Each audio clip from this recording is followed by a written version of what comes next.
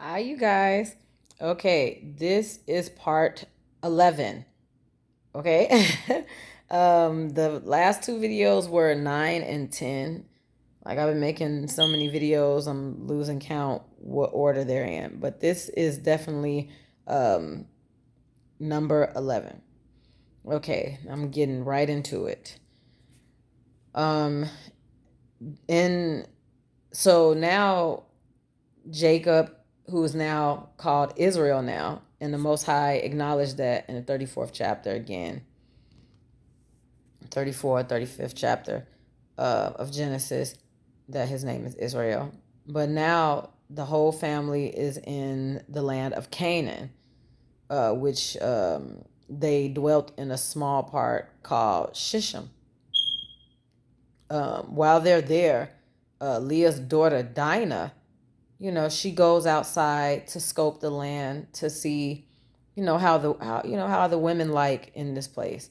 While she's out there, a prince, the prince of Shishim, his name was Hamor. He was a Hivite, and he looked at her and he thought she was beautiful. So as he's looking at her and he's admiring her, he actually took her and came in onto her, meaning he forced himself on her and lied down with her. Um, and after he did that, Mahor did that. He asked his dad if he can go. No, he asked his dad to wife her because after doing that to her, usually a man will leave you alone after they defile because they basically took their virtue from them, meaning the virtue from the woman. But he was so enticed and so in love with her, he still wanted to marry her after the fact. So he asked his father if he can marry her and if he can go to the father and ask. Now, after this happened, the brothers of Dinah, Simeon, it was Simeon. Yeah, it was. I'm sorry, you guys. It was Simeon and Levi. I had to go back to it to look at it. Levi, and that's messed up because I was thinking Levi. I just didn't say it. I need to stop doubting or second guessing myself. But Simeon and Levi didn't take kindly of what just happened to their sister. Their sister was basically raped or forced against her will to have sex with somebody, and now the person that did it wants to marry her. So the brothers cunningly themselves came up with a plan to get revenge on him. So what they did was the father of Mahor invited Israel to, he communed with him, he ate with him, and he asked for his daughter's hand in marriage. The brothers, Simeon and Levi, said, now unless you guys get circumcised, um, you can't have you can't have our daughter, you can't have our sister. Um, Once you get circumcised, we will marry within your tribe, which is the Hivites. We'll marry, amongst the Hivites that live in the land of Canaan, which live in the city of Shishim. Um, they would go in and marry unto their daughters, so they can all become one tribe. So it pleased Mahor because he was so focused on getting the sister Dinah, nothing else mattered. So he convinced his whole kingdom, all the men, to get circumcised, and so they can become one tribe with Israel. Once they did that, they got circumcised. After the 3 days they got circumcised, these men were still in pain. They were still sore, meaning, what happens down there. Like, they are in pain. So while they're in the process of healing from the circumcision, Simeon and Levi were still so mad at what this man did to their sister, defiled her, and took her virtue without being married to her. They slewed the father of Mahor, and they slewed Mahor and the men, and took all of their riches, They took all of the stuff in the land. They basically killed the people and killed the men and took over the land. And it disgusted Israel so much that he said, now you're going to bring other tribes against me because you took it upon yourselves, to go and kill these people. And now you're going to have all these other nations turning against me, trying to kill me. We are only but a small few. And, all these people that's around us, we don't know what they could do. You know what I mean? So right after that happened, but the Most High stayed with Jacob, Israel in this case. His name is Israel now, and he actually acknowledged it again and said that for his name is not Jacob anymore, his name is Israel. For he will be the father of many nations. He will raise kings, princes. He will basically have royalty in his blood. Now this is the Most High telling him this. You know what I mean? And that is such an honor. And I want to clarify something. I messed up on one of Leah's kids. Like I said, in order: Reuben, Simeon, Levi, Judah, Issachar, and Zebulun. It was Zebulun. It wasn't Asher. It was Zebulun.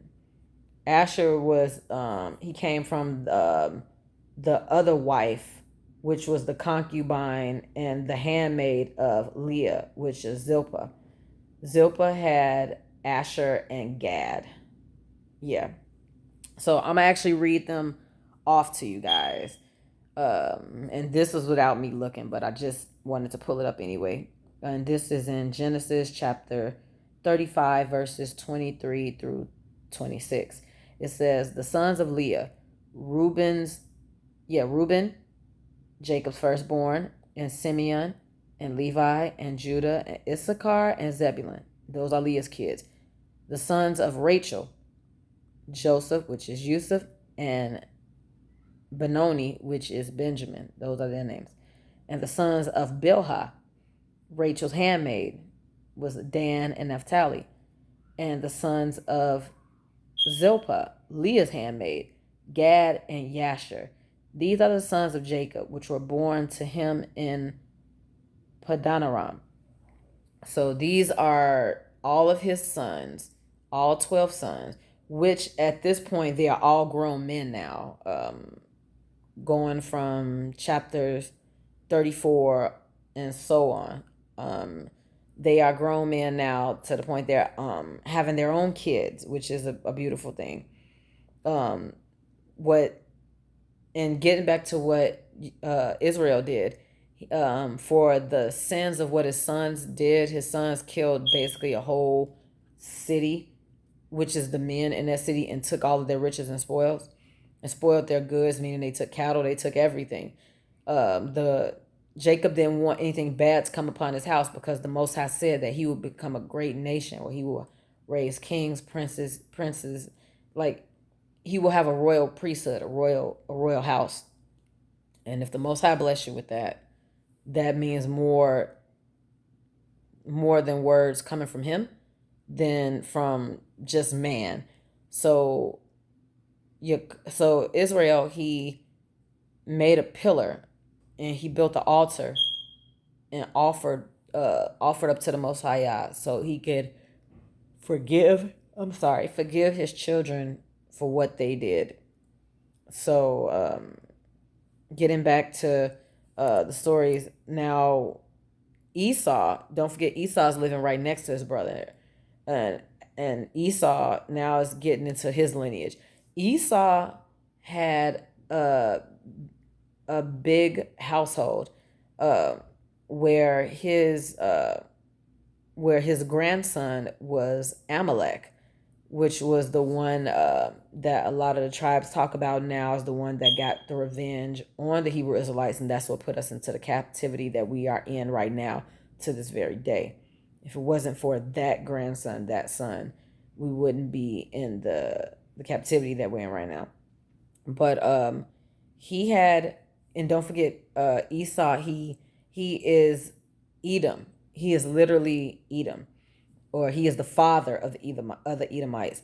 He married into the Ishmaelite family and had kids with them. Uh, and and through his lineage of kids, they called themselves dukes, which were like princes, but they named themselves that because I guess they wanted to have some type of royal status. So they called themselves that, which eventually manifested, and now their kids are actually living as earthly princes and dukes now, onto this day. Whereas the Most High gave Israel his lineage of kids, and he told them, no, you will be princes, you will be kings, they will have a royal priesthood. He told them this. Now, Esau, his kids, they came upon themselves and labeled themselves as royalty. So that's what they gave themselves. Um, Afterwards, and there's so many of them. I don't want to name them all, but one day I'm gonna make another video where I will do a breakdown, and I will split up their family lineage and their line as like trees, so it can all come together, so people can know who is who.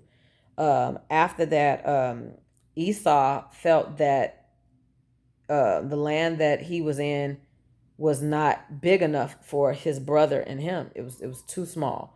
It wasn't big enough. So he actually he left. Esau left, and that was a good thing. He was nice about it. But before he left, I don't want to jump the gun here. In chapter 35, it talks about the fact that Isaac has both of his kids with him, and not only does he have his kids, he have his grandkids, great great grandkids, great great, like he has generations and generations of kids, uh, of children. So by him being able to see all of that, he died.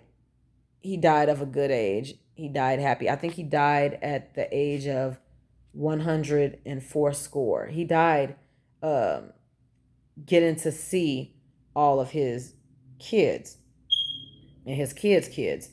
So after that, getting back to Esau, he decided that the land was not big enough for the two of them because they both waxed great, and they had so much cattle, so much wealth. And during those times, wealth was cattle and having land. That is wealth. You can have something and generate more and more to the point your generation and next generation can profit off of it. That's wealth. So back to so Esau left and left the land of Canaan to to Israel and his kids. Now, mind you, his kids are just as grown as Esau's kids. So Esau leaves, and now it's just Israel and his kids left in the land that they killed the Hivites, and that land was called Shishim. They stayed in the land of Shishim, which is a city which is in the country of Canaan. They stayed in Canaan and they built their families. Now Reuben went. Now he's a grown man now. He went in unto his father's concubine, which was Leah's handmaid, who probably pretty much watched him grow up and raised him, possibly. Bilpah. He went in onto her and laid with her. Now the father was disgusted about it and got on him about it. Um, and it kind of disgusted his father to, his own son, his own flesh and blood would lay down with one of his wives. Not only that, uh, Judah had a son named and his father Judah found a wife for his son to marry, and her name was Tamar. Now, he did so much bad stuff. He did so much wrong in the sight of the Most High Yah, that the Most High slew him and took him. So, and also too, Judah had another son. His name was Onan. And that son and he was the younger son. Since the firstborn died, it's tradition for the son or the wife to marry the next of kin, the brother of that family, to keep, like I said, the lineage pure. At this point, Onan didn't want to do that. He was like, no. And in a way, like, I see why he didn't want to do it. I understand why the Most High was mad, but at the same time, I get why Onan did not want to lay with this woman, nor did he want to have kids with her. Now, uh, he married Tamar and ended up, laying with her. But he was so, I guess he felt guilty, and not only guilty, he did not want to have a baby with her, because if he did have a baby with her, it would not be considered his child. It would be considered his brother's child, even though it wasn't his brother's seed that went inside this woman. It would be his brother Onan. The baby will still be considered Er's baby. I get it, but I don't get it, because it's like, it's not coming physically from his flesh, and spiritually, I get why the Most High would consider it to be his brother Er's kid, because it, and at the same time, I get it now too. And the reason why Onan didn't want to do it, because technically she's still Er's wife. She's not Onan's wife. He was forced to marry her because of his older brother being slewed by Yah. So he laid with her, but he didn't want to put his seed in her. So he allowed for his seed. I don't want to say the word, because it may be kids watching this video. He allowed for his seed to spill on the ground. The Most High was upset with him because he knew what he did. Like, people don't understand, the Most High knows your true heart. So he knows what you're doing. Even when you try to be so sneaky and slick about it, the Most High knows. So the Most High, I'm not going to say he died. Onan died because he didn't want to lay with her. And in a way, and I get why, but like I said, he didn't do what the Most High wanted, nor what Judah wanted for his son to do, to keep the family lineage going. So now 2 of his sons died, all because they didn't do what they didn't do what their actual father said, and they didn't do what the spiritual father said. So I get it. And so after that, the men, they all got big, they all got older, and um and I think I left it out also too, in Genesis chapter 35. Like, I was getting to it. Isaac, I did say it. Isaac actually got old in age and watched his grandchildren and his actual children and their children's children grow up, and he died. And Esau and Israel buried him. Now, like I said, to make the long story short, Esau went off with his family, got their own land. Jacob stayed in that place where his father was at, buried at and stuff. He stayed there. Now the sons are getting older, and they have kids of their own. And but at the same time, now, out of all 12 kids, Israel had a favorite. His favorite was Joseph, because he had him at an old age. But even though biblically that's what it say, I think the other, and this is my opinion, I think the other reason why Israel loved him so much is because he loved Rachel so much, and that was his firstborn child that he had with Rachel. And then Rachel didn't die having him. So I think that's one of the reasons why he's the favorite. So out of all 12 brothers, they started noticing that Israel was showing too much favoritism. He was showing too much love to Yusuf than the rest of them. Yusuf had a dream about all of the family of the brothers.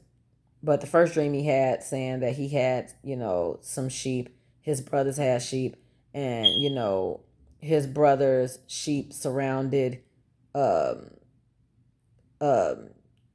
Yusuf's sheep, his flock, in a circle, and they just, they just stood around him like they was like guarding him like he was royalty. Then he told his family about the second dream that he had. His brothers did not like him. They was disgusted with him at this point. They thought like, seriously though, you telling us, that you are above us. It's bad enough the father favors him more, but now he's making it seem like he's better than them. So he has this second dream where he tells the father where he had a dream um, that all of his brothers bowed down to him and the mother and father. And the father kind of got irritated, like, hold on, like, so you're saying that we all bow down to you? And I will understand why um, Israel would get mad, because it's almost like he's saying he bowed down to him like he was a god or something like that. So I wouldn't bow down to no man either, because the Most High tell us don't bow down to anything but him, to serve him only, not them. So the father got irritated and questioned him on, the fact that you saying we are going to, your parents, we're going to bow down to you, like you're above us. And he was saying like, I'm just telling you about the dream. So before he told them about the dream, Israel made Jacob a coat of many colors. He only did this for him. He didn't do this for the other brothers. So I see why the other brothers will get jealous. So one day, the brothers, all 11 of them, all 10 of them got together, with the exceptions of Benjamin, because Benjamin was still little. At this time, Joseph was only 17 years old. His brothers were way older than him. Benjamin stayed behind because he was the youngest. So the 10 brothers got together and was like, man, let's get rid of him. They didn't kill him. Simeon said, don't kill him. And Reuben, they just talked saying, don't kill him. We'll just, kill like a goat or something, splatter blood on it, and say that, an animal killed him. So what they did, they plotted on his life. Yusuf ended up seeing them. He caught up with them, because he wanted to be with his brothers, not knowing that his brothers already plotted on his life, but not to kill him. So they threw him, as soon as they got him, they threw him down a well. When they threw him down this well, he hollering to his brothers for help, but they left him in there. So as they leave him in this well, they see these Ishmaelites, these merchants, ride and pass on their camels and stuff with their merchandise, with their stuff. And they say, we'll sell you a Hebrew, not knowing that they were selling their the Ishmaelites, not knowing that they're selling their brother, which is still somewhat kin to them because we're all Shemites. So, they brought the brother, and they took the brother to Egypt, and they sold him to the Pharaoh's officer. They sold him to one of the high officers in ranking that was under Pharaoh. And so Yusuf lived in that house while the brothers lived back in Canaan with their father. So I'm going to cut the video off because it's starting to get too long. I will make this last video, and hopefully I can get everything in because it's almost ending it will be ending all of the chapters for the book of Genesis. And if you notice, I did it all in 12 parts. So that's crazy. 12 brothers, 12 parts. So I will end this video. I hope it was edifying for you guys. I do put like a sidebar / my opinion in it, or a sidebar / fact, or something I read in another book, a history book talking about our history. But like I said again, I hope this video was edifying for you guys. I will continue to talk and spread the word each and every day because it means a lot to me. So, Tawada, Toda Rabah, and Hallelujah. I will catch you in the next video.